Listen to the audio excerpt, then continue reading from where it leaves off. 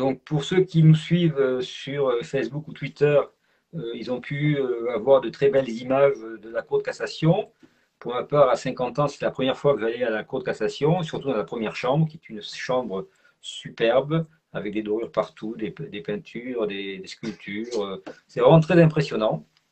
Donc, cette audience est une audience importante, puisque, comme vous le savez, Merck a fait un pourvoi en cassation contre l'arrêt de la Cour d'appel de Lyon, qui avait reconnu à la fois la faute de Merck et l'existence d'un préjudice moral pour les consommateurs du lévothyrox que vous êtes, et ce préjudice moral a été indemnisé à hauteur de 1 000 euros. Merck a développé 3 séries d'arguments. Vous avez, alors là je vais être obligé d'être un peu technique, donc si je vous perds, c'est presque normal, parce que c'est vraiment très très très pointu. Dans la Cour de cassation, Merck a développé 3 séries d'arguments. Premier argument, qui est un argument, alors, ce qu'il faut bien comprendre, c'est que ce sont des arguments de ce qu'on appelle de pur droit. Il n'avait pas la possibilité de revenir sur les faits ou de critiquer l'appréciation qui a pu être faite par la Cour d'appel.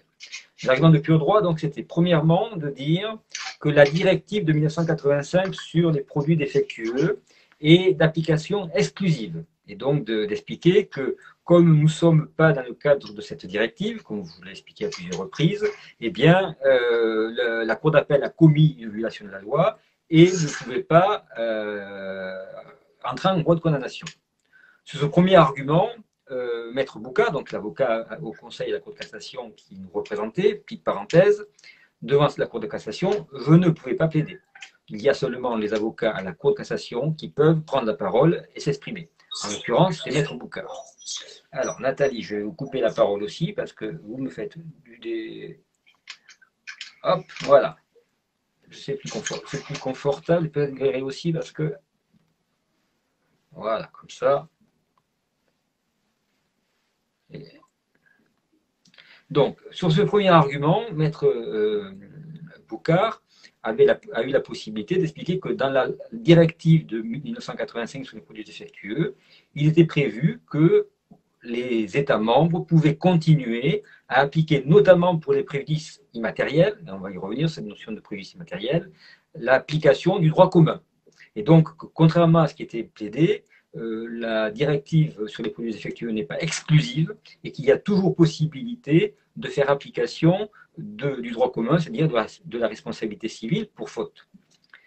Deuxième série d'arguments de Merck, c'était de dire je ne peux pas être reconnu comme fautif parce que l'ANSM a a autorisé la mise sur le marché du produit et a validé à la fois la boîte et la documentation du médicament. Là-dessus, la réponse a été simple, elle est ancienne et elle est constante pour la Cour de cassation. Elle consiste à rappeler que une décision administrative ne vaut pas quitus, ne vaut pas exonération de la responsabilité du fabricant ou du producteur. C'est simplement un accès au marché. Ce n'est pas pour autant que l'administration a été complètement informée sur le sujet. D'autant plus que, rappelez-vous, nous avons dans le dossier des éléments qui tendent à prouver que l'ANSM a été abusée par Merck, notamment avec cette fameuse étude de bioéquivalence qui a été truquée et qui a laissé croire qu'en moyenne, le médicament se comportait de la même façon ancienne nouvelle formule, alors que quand on étudiait au cas par cas, on voyait que dans 2 tiers des cas, eh bien, le nouveau médicament n'avait pas la même bioéquivalence, n'était pas assimilé de la même façon par les malades. Donc, c'est un point important sur lequel on reviendra le moment venu. Et puis, dernier élément qui était évoqué par Merck, c'était de dire l'arrêt de la Cour d'appel a été mal rédigé parce que, dans un premier temps, ils excluent ce qu'on appelle, dans le préjudice moral, il y a 2 types de préjudice moral. Il y a le préjudice d'impréparation, c'est-à-dire de ne pas donner la possibilité au malade de choisir librement s'il prend ou s'il ne prend pas un médicament. Et deuxième type de préjudice moral, c'est le préjudice d'anxiété. Et la Cour d'appel de Lyon, dans sa rédaction, a semblé dire dans un premier temps, j'exclus le préjudice d'impréparation, mais dans la démonstration qu'elle a faite pour obtenir la faute, le préjudice moral, elle a repris des formules qui s'apparentent à un préjudice d'impréparation. Donc là, il y a une espèce de contradiction rédactionnelle qui a permis à Merck de s'appuyer dessus pour dire la Cour dit tout et n'importe quoi, donc du coup, il faut casser. À chaque fois, Maître Boucard a bien évidemment expliqué que ça ne tenait pas, il y a des arguments propres à la procédure de cassation qui permettaient d'écarter certains arguments, et à chaque fois, il essayait de démontrer pourquoi les arguments de Merck ne pouvaient pas aboutir. Jusqu'à présent, jusqu'à la semaine dernière, nous étions plutôt confiants parce que, vous savez, je vous avais déjà expliqué dans les newsletters, vous avez, dans le cadre de la procédure devant la Cour de cassation, vous avez ce qu'on appelle un conseiller rapporteur qui prépare un rapport, qui résume l'affaire et qui donne une orientation pour un rejet ou pour une cassation. Et dans ce rapport, qui avait été, je crois, communiqué en décembre, que je vous avais communiqué, on n'avait pas d'éléments très forts en faveur de la cassation. Donc on était plutôt confiant. Et puis la semaine dernière, l'avocat général, donc c'est normalement l'avocat général, c'est un magistrat indépendant qui donne un avis personnel. Lui, il a pris une position très dure, très ferme, disant je considère qu'il y a motif à cassation. Sur le premier argument, c'est-à-dire sur l'argument de l'application de la directive, mais ça ne tient pas vraiment beaucoup d'après Maître Boucard. Et sur le deuxième argument, où là c'est un peu plus clair, c'est la contradiction de la Cour d'appel dans sa rédaction entre l'exclusion de quelque sorte du motif du préjudice d'impréparation et la reprise de la définition du préjudice d'impréparation. Et donc, depuis une semaine, mais heureusement Maître Boucard a répondu entre-temps, le risque de cassation s'est accru. Aujourd'hui, je suis incapable de vous dire dans quel sens la Cour de cassation peut aller. Je suis plutôt un naturel optimiste, donc j'ai tendance à penser que nous avons quand même des arguments suffisamment forts, surtout qu'il y a quand même un point qui a été retenu par tout le monde, mine de rien, c'est que Merck a commis une faute. Ça, c'est acquis. Et donc, on a trois possibilités. Alors, évidemment, la meilleure possibilité, ça serait de dire la Cour de cassation nous suit et rejette le pourvoi, et donc là, c'est fini. La Cour d'appel de Lyon, l'arrêt de la Cour d'appel de Lyon devient définitif, et dans ce moment-là, je pourrais libérer les fonds qui sont, depuis maintenant 2 ans, en CARPA. Meilleure solution possible. Deuxième solution, la pire, c'est cassation sur l'intégralité de la procédure, et dans ce cas-là, il faut recommencer à zéro, ce qui risque évidemment de poser des soucis à beaucoup d'entre vous. Et de vous choquer, j'imagine aussi, parce que ce sera difficile d'admettre qu'on reconnaît la faute, et en même temps que, parce que l'arrêt est mal rédigé, eh bien, il faut tout recommencer à zéro. Troisième solution, c'est semble-t-il là où on pourrait se diriger, c'est ce qu'on appelle une cassation partielle. C'est-à-dire que la Cour de cassation dit « Ok, il y a une faute de Merck, ça, on ne revient pas dessus. En revanche, sur le préjudice, c'est mal fagoté, il faut le redéfinir. Et donc, je renvoie devant une cour d'appel de renvoi pour apprécier le préjudice. Ça a un avantage, mais ça a aussi un inconvénient.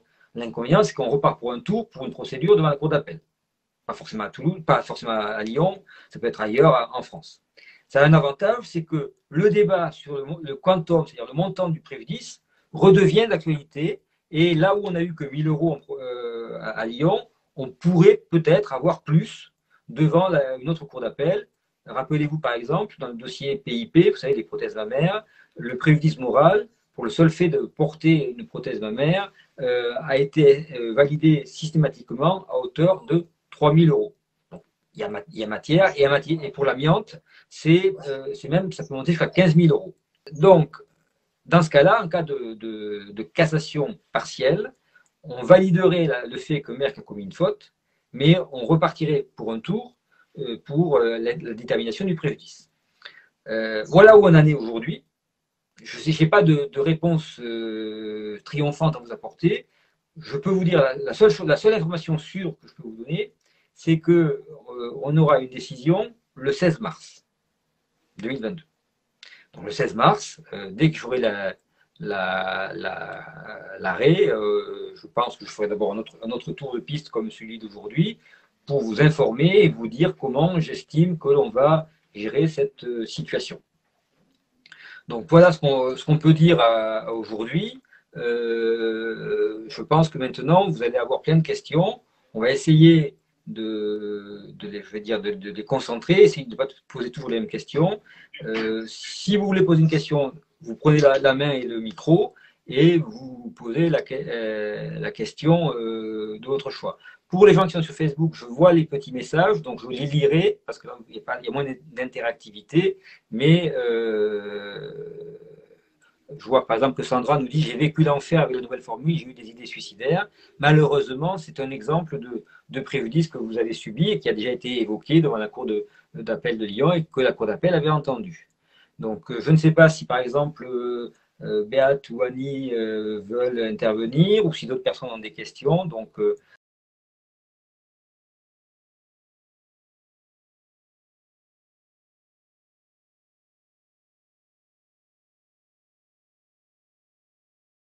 c'est-à-dire que ça ne permettrait pas.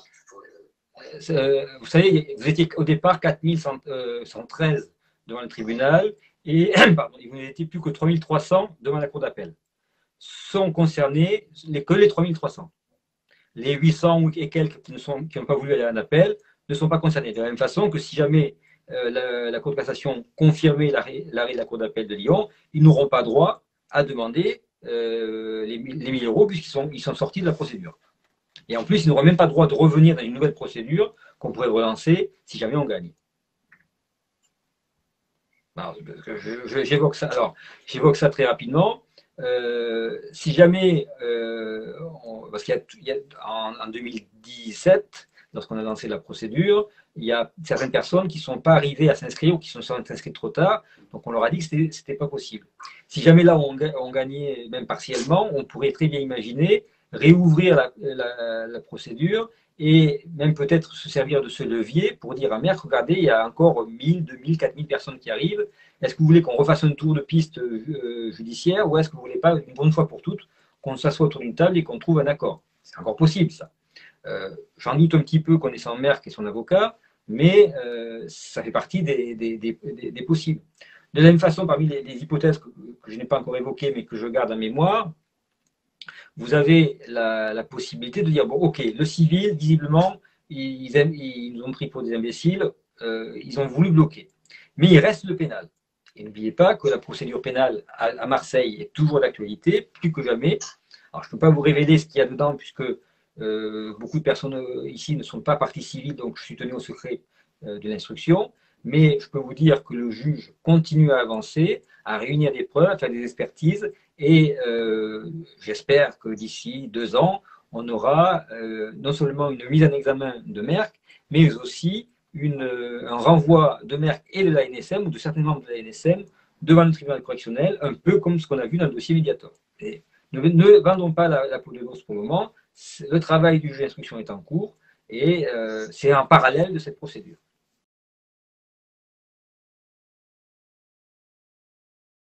Alors, c'est une bonne question, mais je ne veux pas m'engager là-dessus pour le moment, parce que justement, moi mon souci, c'est aussi de faire en sorte que vous soyez très nombreux et que ça vous coûte le moins cher possible.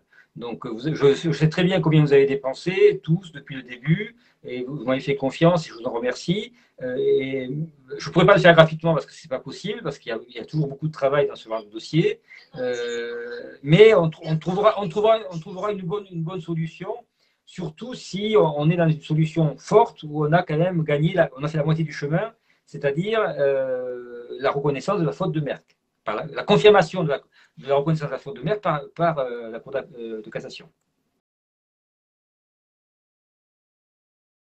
Oui, je le rappelle, pour ceux qui ont suivi partie civile au pénal, devant l'affaire qui est à Marseille, on peut le faire jusqu'au jour où le tribunal correctionnel ouvrira son audience. Donc là, vous pouvez le faire devant le juge d'instruction pour participer à l'enquête.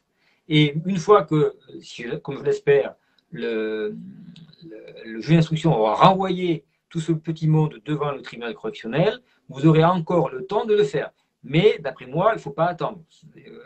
N'oubliez pas aussi une chose, le fait d'avoir porté plainte en gendarmerie ou au commissariat, ça ne veut pas dire que vous êtes partie civile. Ça veut dire simplement que vous avez porté plainte. vous êtes identifié parmi les 10 000 personnes qui l'ont fait, et pour autant, vous n'êtes pas partie civile, parce que pour être partie civile, c'est une déclaration particulière à faire, soit au tribunal, soit au juge d'instruction. Merck en a fait la demande, c'est la Cour de cassation qui statuera là-dessus. Entre nous, je vois mal quand même la Cour de cassation aller dans ce sens-là. Ce serait quand même, ils ont conscience, d'après moi, je pense que Béat pourra le confirmer, ils ont quand même conscience qu'il y a 3000 personnes qui attendent avec impatience, la preuve, vous êtes là maintenant 150, ce qui est quand même beaucoup pour un Facebook Live. Il y a 3000 personnes qui attendent avec impatience la décision qui sera rendue. D'ailleurs, dans sa plaidoirie, Maître Bouka a eu un argument qui, moi, m'a paru pertinent, c'est de dire, mais cette histoire de directive qui s'applique ou qui ne s'applique pas, ça ne change rien au problème. On a bien une faute, on a bien un préjudice, et on a bien un lien de causalité entre la faute et le préjudice. Donc, que ce soit le régime de la directive ou le régime du droit commun, de toute façon, ça sera la même construction intellectuelle. Et la seule conséquence qu'il y aurait de casser, parce que ce n'est pas le bon texte, c'est simplement de nous obliger à perdre encore 2-3 ans en procédure. Je pense que c'est un argument que la Cour de cassation peut entendre, ça. Après, encore une fois, je ne suis pas dans le secret des délibérés et il faut attendre de savoir ce qui va se passer le 16 mars. C'est même ma grande surprise. Ils ont commencé par ça, et très longuement, en reprenant tous les arguments qui consistaient à dire oui, il y a 3 millions de malades, mais il n'y en a que même pas 30 000 qui se sont plaints, et en réalité, ça représente 1,26%, et patati et patata, et tout le monde est très content. Ils n'ont pas dit que vous étiez toujours les mêmes folles, comme d'habitude, mais c'était quand même sous-entendu. Et ça, normalement, ça n'avait rien à faire devant la Cour de cassation, tout ça. Je ne sais pas, en tout cas, mais même dans leurs arguments, c'était très, très contradictoire. C'est-à-dire qu'il y avait des arguments, quand on les écoutait dans la durée, ils se retournaient contre eux. Par exemple, ils nous expliquaient que c'était un médicament à marche thérapeutique étroite, très bien, mais que ce n'est pas grave si jamais il y avait un changement de formule. C'était un générique qui, comme il en existait d'autres, alors que justement il n'existait pas d'autres à l'époque. Ils n'ont rien dit sur la situation de monopole non plus. Vous voyez, donc ils ne sont pas aussi à l'aise que ça. Alors, il ne faut pas que vous sortiez de ce rendez-vous en étant désespéré. Ce que j'essaie de faire aujourd'hui, c'est de vous donner l'information la plus complète possible. Je ne veux pas que vous soyez avec un faux espoir qu'on va gagner, ou un désespoir complet, on a perdu. C'est ni l'un ni l'autre. Comme je vous l'ai dit tout à l'heure, je ne sais pas ce qu'il en sera. Il y a deux logiques qui peuvent s'affronter. La Cour de cassation, son objectif, c'est d'unifier la règle de droit pour que toutes les cours d'appel l'appliquent la même. Et donc, elle pourrait faire ce qu'on appelle une cassation disciplinaire pour expliquer aux cours d'appel comment il faut faire. De notre côté, il y a le côté justement humain, et que Maître Bouka a plaidé. Vous êtes plus de 3000 concernés et il ne faudrait pas vous sanctionner parce qu'il y a une mauvaise rédaction, etc. Donc, c'est pour ça qu'encore une fois, je ne peux pas vous dire comment va raisonner la Cour. Il y a deux logiques qui s'opposent. On fait les frais de cette mauvaise J'entends. Ça, c'est pas normal. Oui, mais c'est justement pour ça que la Cour de cassation est là, pour censurer ou gronder la juridiction de fond qui ne fait pas bien son travail en appliquant la règle de droit. Valérie. Et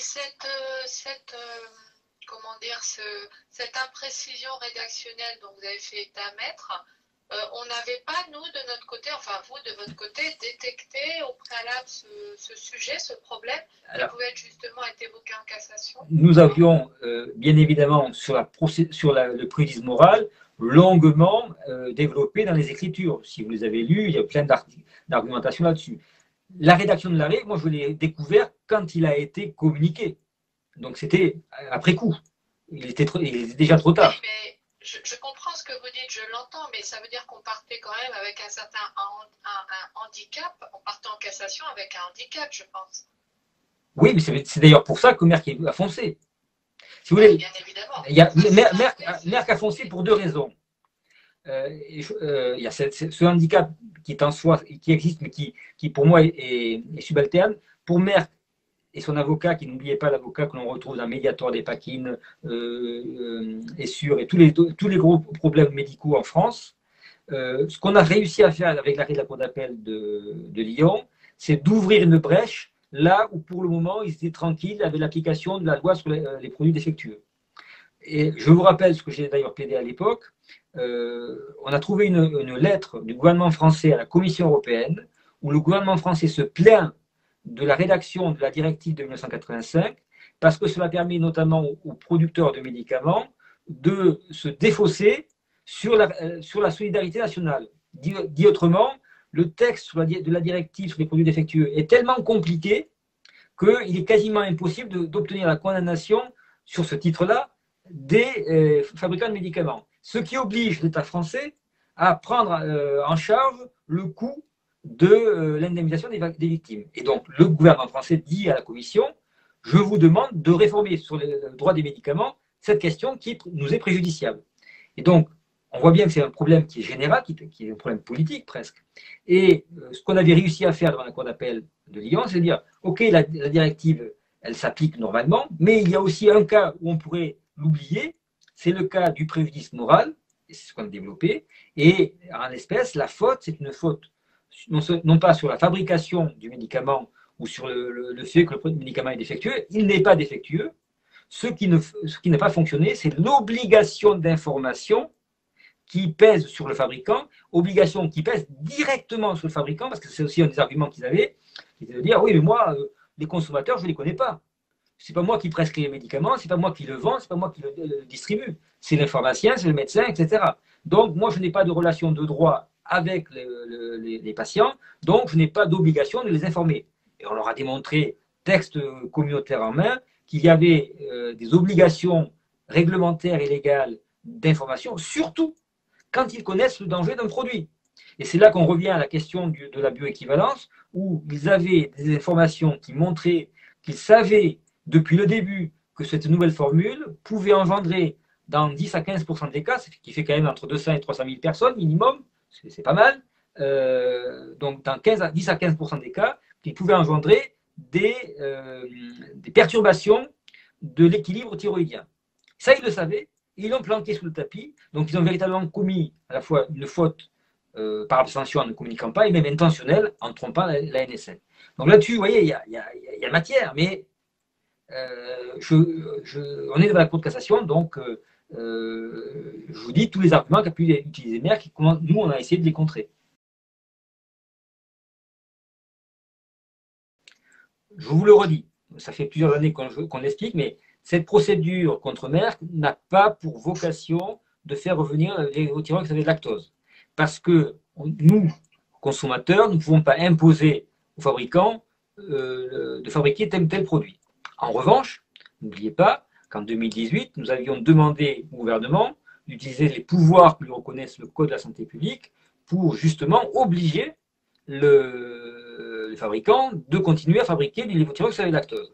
Et à l'époque, le Conseil d'État nous avait dit il n'est pas du ressort du gouvernement de s'immiscer, de s'ingérer dans la gestion ou dans la politique industrielle d'une entreprise privée.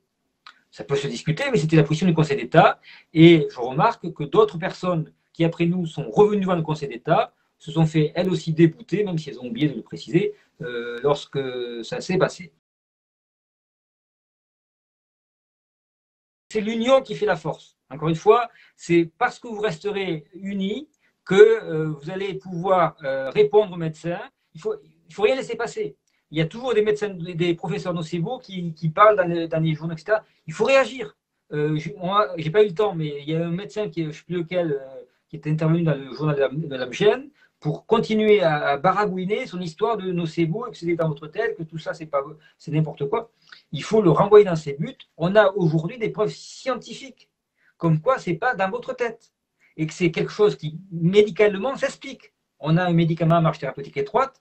Le fait d'avoir ajouté de l'acide citrique modifie la capacité d'absorption de ce médicament, et ça peut déstabiliser complètement, pour certaines personnes, l'effet thérapeutique attendu.